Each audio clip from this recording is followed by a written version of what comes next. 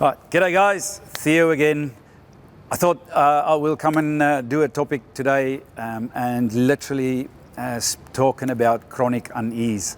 Now this is something that most of you have heard me talk about throughout site. I've been talking to quite a lot of people, having a lot of good conversations around chronic unease, and you will remember my story, and if you've been there and if I've been talking to you, where chronic unease starts is that gut feel. It's that feeling where you know something is wrong, you know you're going to do something that's really bloody stupid, but you still go ahead and do it for some reason.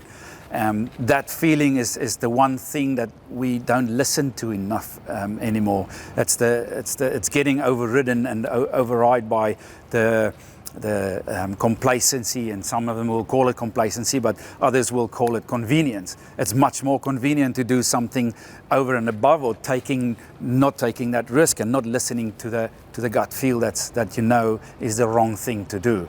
So if you cast your mind back, and if you heard my story and you cast your mind back where I was in this incident, and I went back and I needed to take my gloves off, or I didn't need to, I took my gloves off wrongly because I needed to do a job. And the moment I put my hands between my knees and I pulled my gloves out, I had that gut feel where I knew something was wrong. I knew there was something stupid what I'm doing, but yet I'm standing there thinking about, should I do it or should I not? I've got 22,000 volts around me.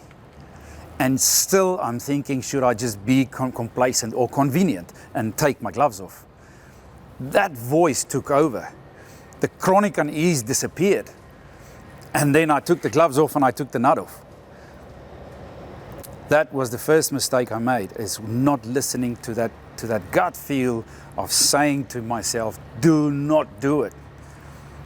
You see, what happens on site is we never really talk about feelings, and safety is a feeling. It's not something you think about. If you put a belt on, you feel safe. And that's the one muscle we're not training on site every day, is to listen to that gut feel and that chronic unease. And at the end of the day, as I've spoken to most of you before, and everyone's been saying, yes, we know what you're talking about, is when you get that gut feel, stop. That's where you stop it. That's where you do not go ahead anymore. That's the last thing you need to think about. And go back and go do your JSA, or go talk to your supervisor, get your mates in and have a bit of input, have conversations, and tell them that your gut feel is not there.